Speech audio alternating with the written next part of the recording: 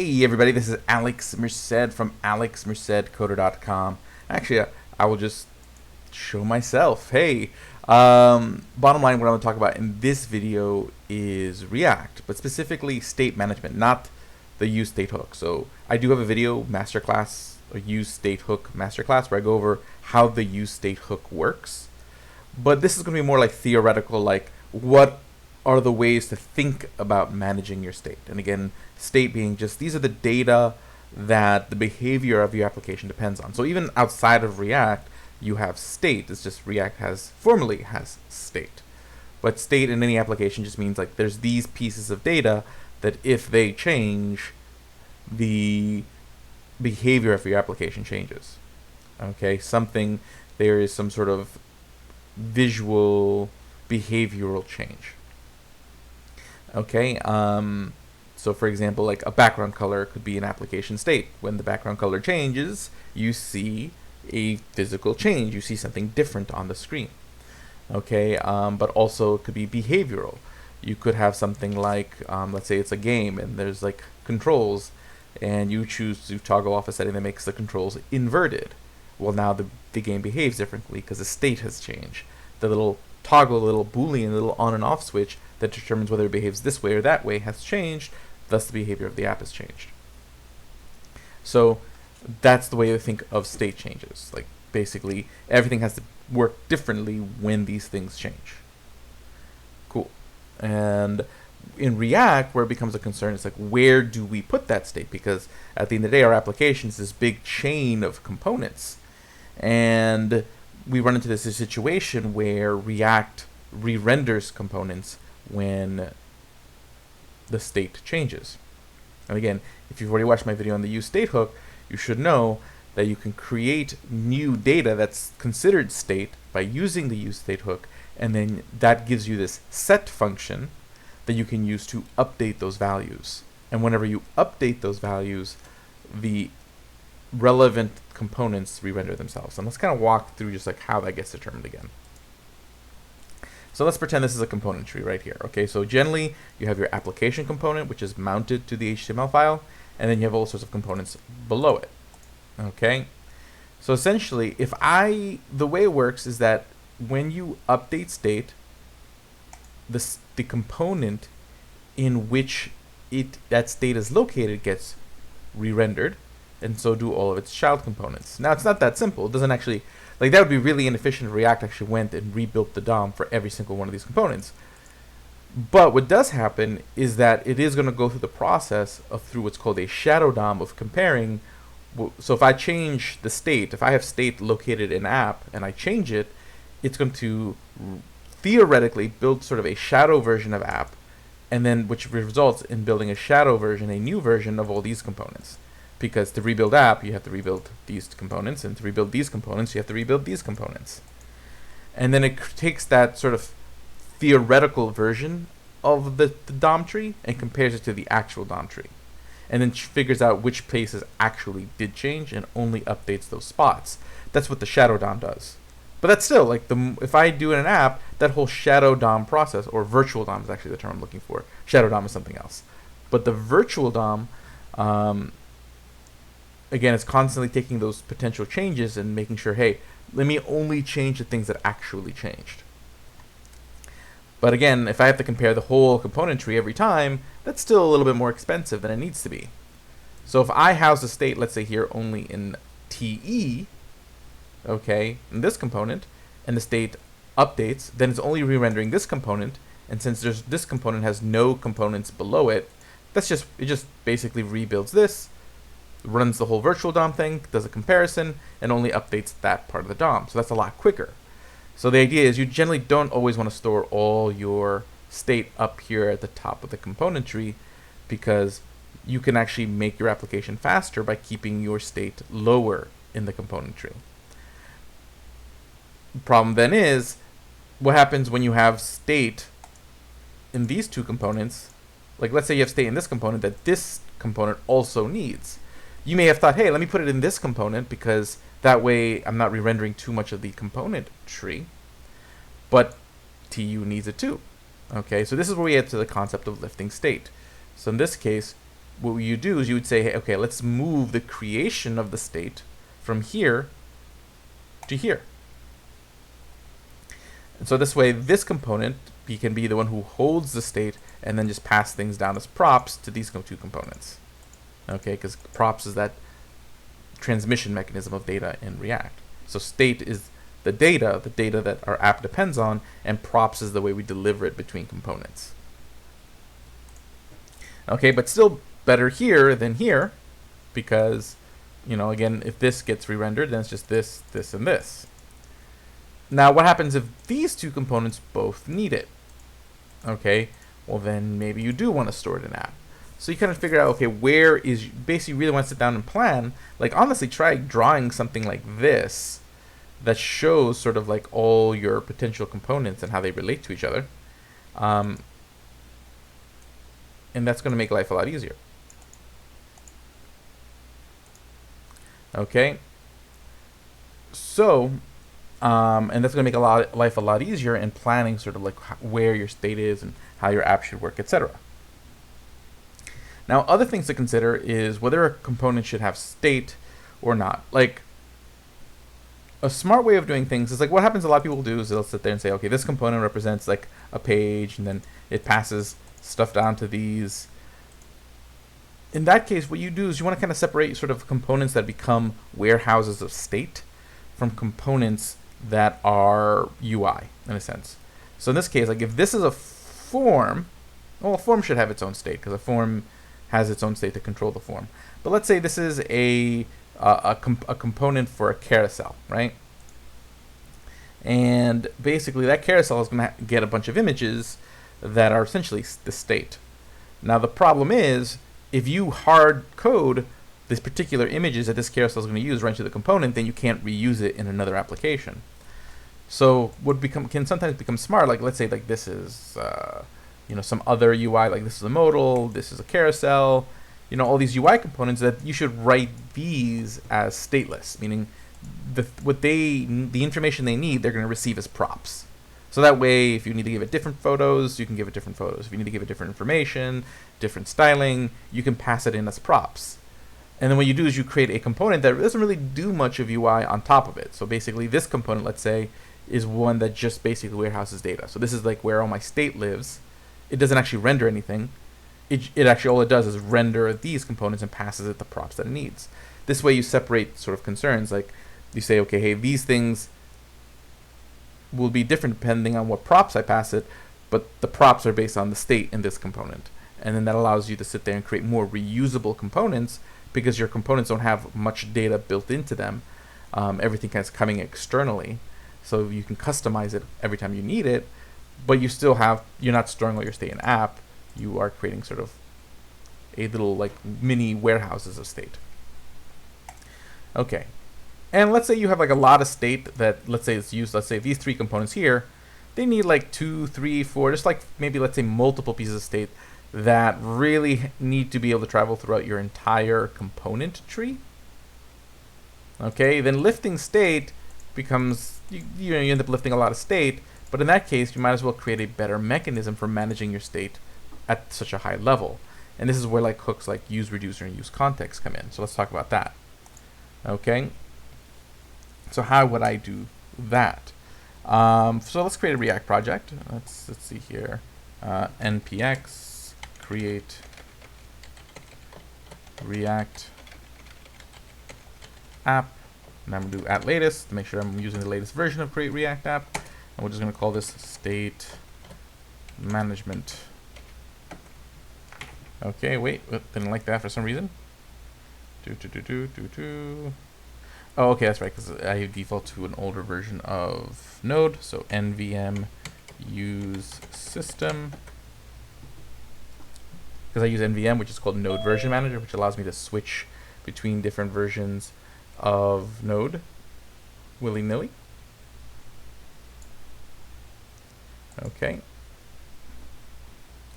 And let's see here, NVM use system. Let's do this. Oops, no, there's the other mistake I made. I'm using npm, not npx. Oh, you can tell I just woke up not that long ago. Okay. npx create React app. And now that my office is a little bit more fleshed out, you don't hear the echo. I think some of you may have heard in some of my original videos once I got the new office. But now it's, I think the sound is starting to get a little bit better in this room. Okay, so let's see here. That's installing the new React app. It's doing the things, it's doing the things. Good, okay. Now I'm gonna cd into the folder, and then we're gonna do an npm start to start the dev server.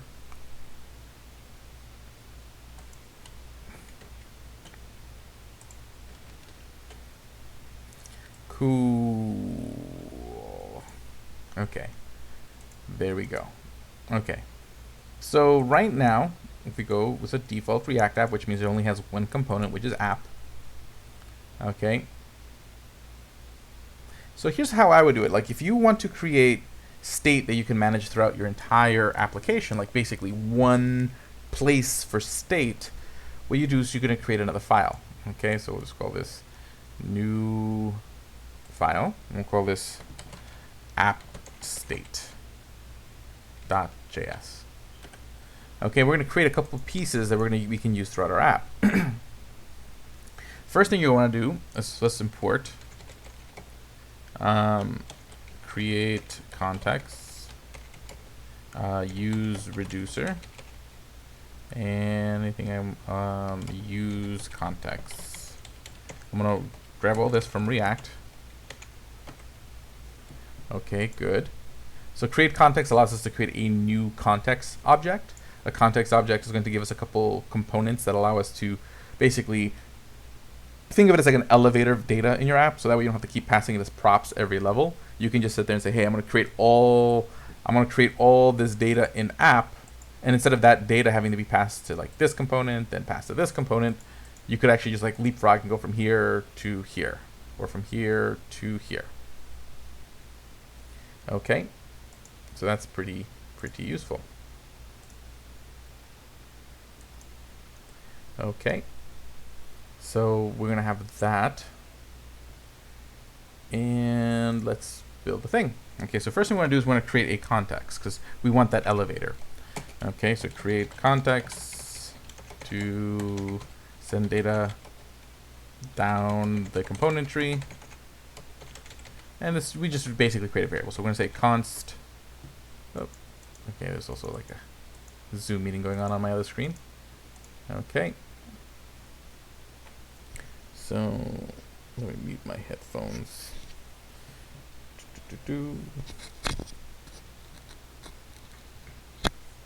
Okay, there we go. Now create context. So we're going to do say const app location. We'll just call it app state. It doesn't really matter what you call it, but we'll say no, we'll call it app context because that's not necessarily our state. App context. So this is our application context, and that's going to equal create context, and then you can pass like an initial value to create context, but the easiest thing is just pass it null. The actual data will ship in context. We'll determine later. So we just want to actually create the mechanism, the object. So this object that this creates is an object that actually has two components inside of it, a component for sending data and a component for receiving data. One is called the, I think it's producer, and then the other one's called the consumer. Is it called the producer? It'll come back to me. Okay. Provider, it's called the provider, that's right.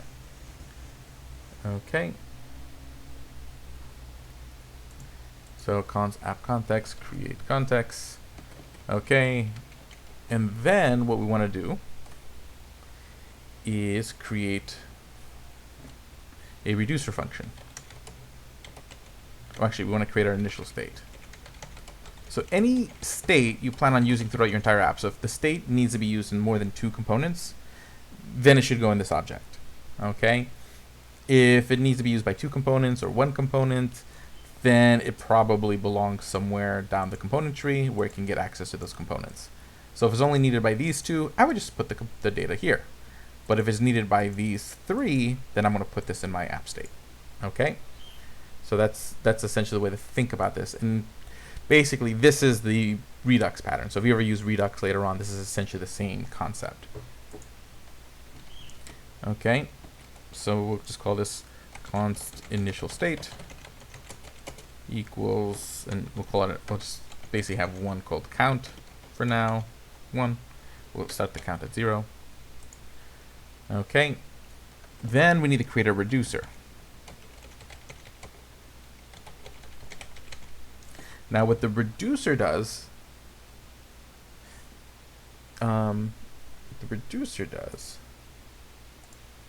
okay, so the reducer is just essentially a big function that outlines all the different ways we can update our state.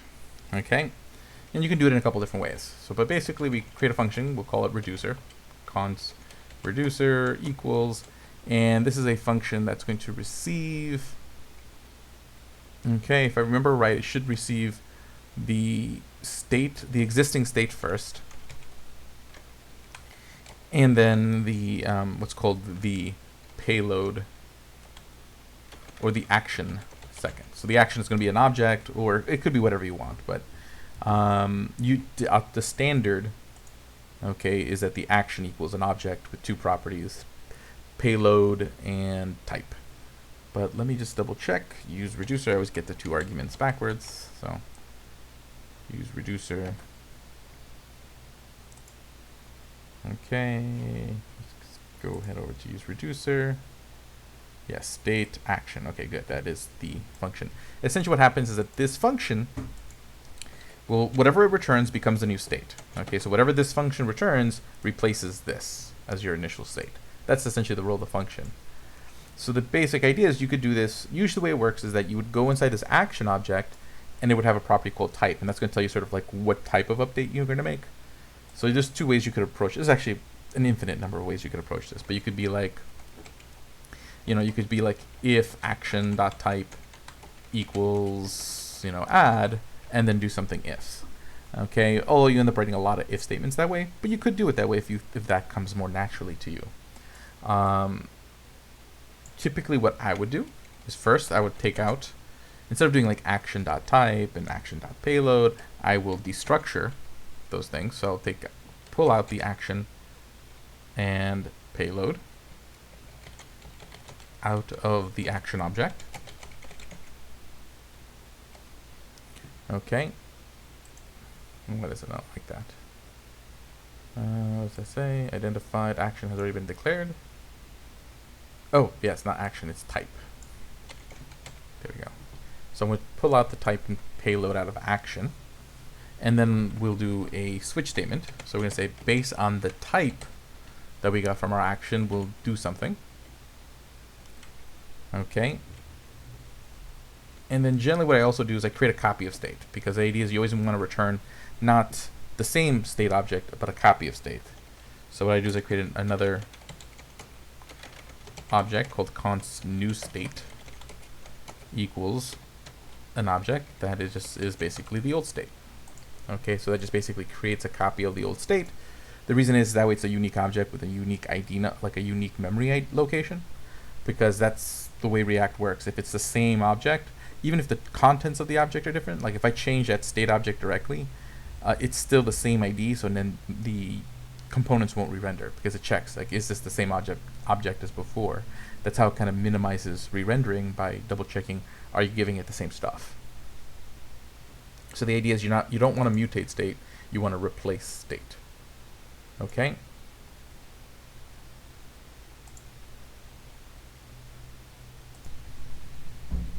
Okay, so since we are doing a count and we're going to be like counting up and counting down, I will create, in our switch, we'll create 2 possibilities. We'll say a case in which the type is add, in which case new state dot count, because again a new state is essentially a copy of this object, so I'm updating the count property, not count. We will make it plus equal 1. Okay, and then what we'll do is we'll just return the new state, because I updated the properties I wanted to update, and then I'm returning that new state, and it's a new object because again I created that new state object. So I don't have to really think about that going forward. I can just mutate this new object as needed and move on with life. Okay, And then we'll make a case for subtract, which would be new state dot count minus equals 1, and we return the new state. And since it's a switch statement, you have to have a default case just in case it doesn't match anything else. And the idea is that if it doesn't match anything else, just return the state as it is, unchanged. So the state doesn't change because we sent the wrong type. Okay, cool. So we got our pieces. So we have our context. And again, we haven't put them together yet. Our initial state and our reducer. So as we go on, and there's different ways we want to update this state, we will just basically put them in this switch and give them, basically make another case. Cool. So that makes life easier.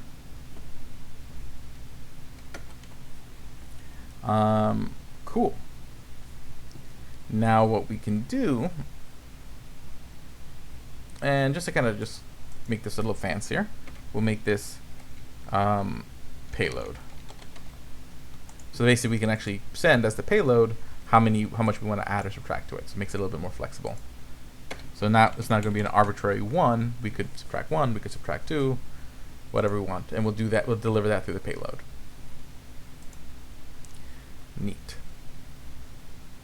Okay, so that's there. So now we create a component. So we're going to create a component that basically we're going to use to deliver or to manage this state. So we're going to sit there and say const app state, that's going to be our component, equals, equals, and it's just again props because it's a component. And this component is going to have state, so const, so we're using the use reducer hook. And if you've used the use reducer hook, basically the way it works is a lot like useState, where you take state as the first thing is what you receive back, but instead of receiving back a set function, because you no longer set the state directly, you're going to set the state through this reducer. Okay, what you do is you have a dispatch function, and the dispatch function is a function that is used to call this reducer function, and we'll come back to that. Okay, and then we're going to say that equals use reducer. And use reducer is going to receive, and we can take a look at it right here. So use reducer. So first argument is the reducer, and then the second argument is the initial state, and then that's essentially what we care about. So we pass in the reducer, and we pass in the initial state. So what it does is that this state becomes the initial state object. So it starts out here. And then whenever we call dispatch, it's going to run this function to determine what the new value of the state is. So it's going to run this function to figure out, hey, what's the change to state? Okay. Neat. Cool. So that's neat. Now we also want to basically deliver this through context. So what we're going to do is do const. We have to return some JSX. So all we're going to do is we're going to return app context dot provider, and this provider component takes a value prop, and that's essentially what it's going to deliver. That's the data that it's going to pass, and it's going to pass in this object that has the state and dispatch. So basically all this thing does is that it passes state and dispatch to whatever component we want to pass it to. Okay, so then we do that. Now we have the app context component there. And the things we're going to use this as a wrapper. So we want to make sure that anything that we wrap this around is still visible. So we have to do props.children here. And that'll make any components in there visible.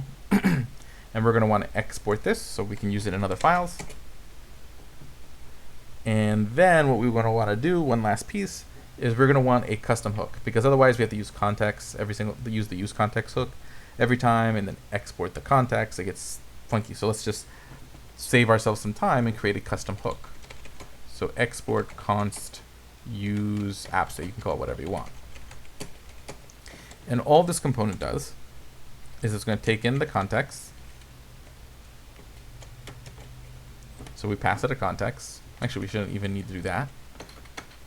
make this simple as possible. And all it's going to do is return use context, the hook, and it's going to return use context on the app context. And what this does is that it's going to take a look at the components in here, like inside the app context object, see, hey, did you pass something as a value, and then return that. So all this really is doing is whenever we use this function, is just going to give us back this object with the state and dispatch. So that way any component can just import this hook, get access to the state without having it to be passed down as props. Okay? But again, the thing to be careful for is that you don't want to still sacrifice reusability. So still have like those layers, those components that receive the state, that manage state, that then pass it down to your UI components as props. So that way those UI components can be easily reusable. And then you have these other components that kind of, like this to show you an example. So we still got to set this up. So we exported this, and now this is all set. So basically what we do next is we'd go here, we would import app state, not actually app state, yeah, app state from, and that's going to be from /app state, and then we can just add that, wrap this around there. Okay, and we just cut this, put that right into there, and there we go. Now let me just save this so it looks a little bit nicer. There we go. But essentially now, if I go back to the page here, what is it complaining about? React on strict mode. Let's refresh the page. Yeah, there we go. But if I go to my React DevTools and we take a look at what's going on, components, so you see now the component tree has this context provider above it. So this is managing that state for my entire app. Again, don't put all your state there just because you can, but as we mentioned earlier, like if you need like more than three components, instead of like doing all the like lifting of state, it may be easier to do this. Okay, cool. So now what would happen is that maybe, let's go to my source, let's create some components. Okay, components. Oh, that's a file, not a folder.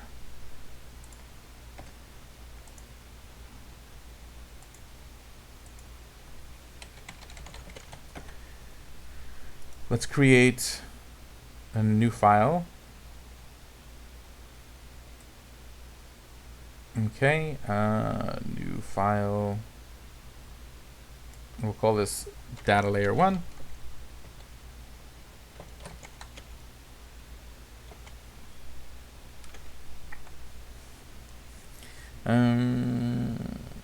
Oh, I mean, I just thought of a cooler way to do this, but it's probably, I don't want to get too complicated. Datalayer.js. Okay, and all this is going to be is we're going to import use app state from, oops, since it already knows where I want it from. So look how good that is. Thank you, VS Code. So I'm going to import use app state from that. And that should be good for now. And let's see here. Const, we'll just say function data layer. And essentially what I'm going to do is I'm going to pull in the state. So const, and I'm going to destructure that object, because again I'm getting back that object with state and dispatch. So I can destructure it from use app state. And there, now I have access to the state, and I can update the state using dispatch, which again we'll see an example in a second. So now let's pretend that I want to make a new file component for like the actual visual component that displays the counter. So counter.js. Okay, what's going to happen here is we'll just do function counter, and this counter component will only receive props. That way if I want to use the counter somewhere else with a different data, it can do so. Okay, props. Yep. And basically what this will do is that we're going to pretend it's going to pass in the two props. So it was a structure from props. So const, we're going to assume that it's going to pass us something that we'll call the count. Okay, and it'll pass us a add function and a subtract function. Okay, it doesn't matter what those add and subtract functions are, as long as it passes as one. And we expect to get that from props. Okay, so then, then we would just return a div. Inside that div, we'll have an h1 with the count. And we'll have a couple buttons. That has an on-click event. That just basically equals add.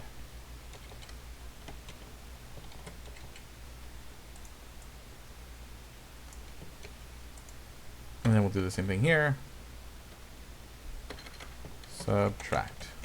So we're just going to use that subtract prop. So basically what function it runs is totally based on what we pass it as a prop. Cool. So the cool thing about this is that I can use this counter any way I want. I could use it with normal state, with using useReducer. It doesn't matter because how it behaves is dependent on what I pass in as a prop. So it's customizable, it's very reusable, and the data layer is one that's actually pulling in the state from my particular app. So I could use this in other apps, but in this app I can just pull in my state from here and then use that counter. So let's import the counter. Import counter from /counter, although I don't think I exported it. So export default counter. Cool. And basically what I can do now is I'll just sit there and say return counter, and then I can just pass in the props that I want. So we'll pass in different props. We'll pass in the count will equal state.count. The add will equal a function. And what this function does is just calls dispatch. But again, dispatch takes in an object called the action, and that's going to have two properties as we mentioned earlier, type, which we'll say is add, and the payload, how much we want to add to it, will be 1. Okay. And then one more prop, subtract. It's just another function. Dispatch type subtract payload 1. And again, this seems like a little weird, but again, the benefit of this is I can use this dispatch. I can use, because I made the payload flexible, I can reuse this, like these particular types of dispatch, these particular actions throughout my app to update the same state that I might use in a couple different ways. Like imagine it's a game and you had like your HP, and there's like a bunch of different places where you can see your HP. So you're going to want that state somewhere reachable, and if you're going to make the same changes to it, you want to be rewriting the same functions over and over again. So in this case, this makes it easy to kind of store all that data in one place. And then we close the component. It still doesn't like something. Returns dispatch. And, oh, I write an equal sign here. There we go. And then, yeah, that's all good. Okay, cool. So that's that. So now we can actually use the data layer component. So I can now import data layer from, oh, I don't think I exported that either. So let's go back over here and export that. Export default data layer. Cool. So what this does now, I can import data layer into app, and data layer makes use of counter. Okay, so it's all data layer from /components/ data layer. Okay, cool. And then what we do is we're going to clean out the JSX here and say that we see data layer here. Okay, now if we go back here, I should see the count, and there it is. If I add, it works, and if I click subtract, it works. Now how's that all happening? Okay, so essentially if we go back to counter, okay, let me go back to counter. Anytime I click on this add button, it's going to click run this add function, which is something that was received as a prop. Same thing if I click subtract. The count is whatever is passed in as a prop. So essentially if I click on add, I go back to data layer, and data layer passed this function as a prop, as the add prop, which calls dispatch using the type of add and the payload of 1. That gets passed back to our app state, so back to our reducer, because again, whenever we call dispatch, what it does, it calls our reducer. That's why when we use reuse reducer, we have to give it the reducer function, because that's what dispatch triggers. So that passes in that action, that object. The type is add, the payload is 1. So then it goes through here, it passes it to the switch, it finds the case of add, and then we say, hey, add 1, or add whatever the payload is to the count, which is 1, and then it returns the updated state. So that state gets updated, the component re-renders. Okay, any component that basically used the context is going to get re-rendered, which gets the new count. The new count gets passed again as props to counter, and it updates. Okay, and the cool thing is that now I can pass that state to wherever I want. So it's just another mechanism for like managing your state. Okay, so that's that. Hopefully you guys enjoyed that. I'll see you guys all later on. Have a great day and enjoy.